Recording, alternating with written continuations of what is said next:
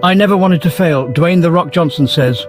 After seeing the hero fall in Indiana Jones, I decided at a young age that I wanted to achieve something big. I was connected to that dream, and I would repeatedly see that dream and feel something big happening within me.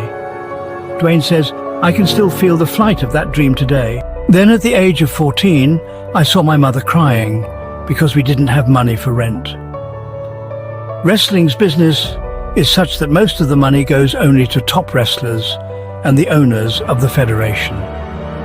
Rock says that on that day, I felt again that I didn't want to fail. Maybe I kept thinking about this.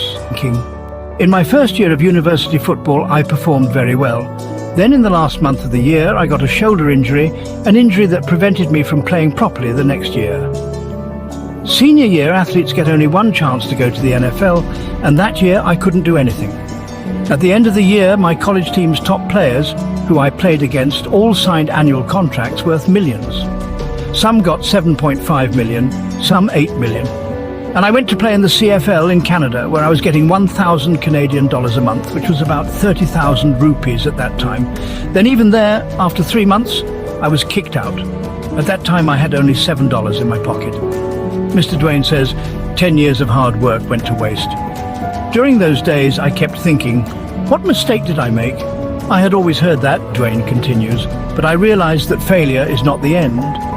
It's a stepping stone to success. And that's when I decided to turn my life around. Then one day I suddenly decided that I had already completely failed. I would definitely remember this failure, but I would no longer fear it. From today and from now on, I would prepare for professional wrestling and leave nothing to chance. Just like a rocket launch, I started training with all my might. Perhaps on that day, Rock mentally freed himself from his failure. For Dwayne Johnson now there was an old gym, where his father was training him to enter the wrestling business that had kept his family poor. But Rock had now freed something inside him. Now there was only one direction that went upwards. To achieve success, you need to have hunger. You should be hungry for success. Rock says this is not entirely true. To achieve success, you need to have a craving. You should be starving for greatness. Greatness is not material. You should have a craving that asks, how long will I remain a slave to my mind? How long will I remain lazy despite knowing that anger is wrong? How long will I continue to be swayed by emotions? This craving frees you from your shortcomings, and only then do you truly take action. Subconscious programming. Somehow in childhood, programming has been done that work is painful, hard work is not enjoyable. Therefore, everyone on a subconscious level wants to do something else, wants to be someone else.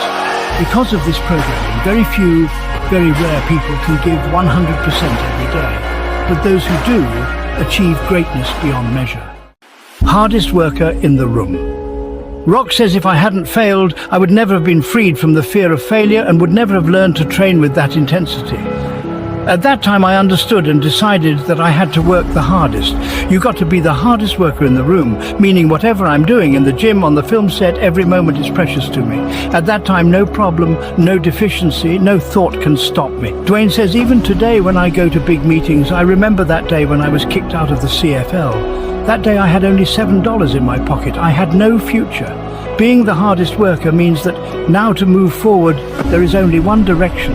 I will achieve whatever goal I set my eyes on. It is not about winning. It is about complete involvement in the spirit of winning.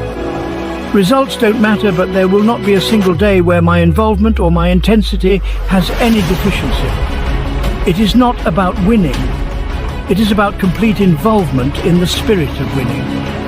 Dwayne says, even today when I go to big meetings, I remember that day when I was kicked out of the CFL. That day I had only $7 in my pocket. I had no future. Being the hardest worker means that now to move forward there is only one direction. I will achieve whatever goal I set my eyes on. It is not about winning. It is about complete involvement in the spirit of winning. Results don't matter. But there will not be a single day where my involvement or my intensity has any deficiency. Anchor. How does Rock stay in this mindset every day? By following a routine. Rock says I wake up every day at 4 a.m., go to the weight room prepared and remind myself nobody will outwork me. Then, with that same feeling, I train with full focus. For me, every routine, every workout, every exercise is precious. I do it with full focus, and I apply this intensity to every work during the day. Whether it's in the gym, on set, or meeting fans, I give it my all. This dedication is what keeps me grounded and driven every single day. Fire of intensity. Character is built in the fire of this intensity. Even when you find something very difficult, you work with this intensity, and there is joy in this fire.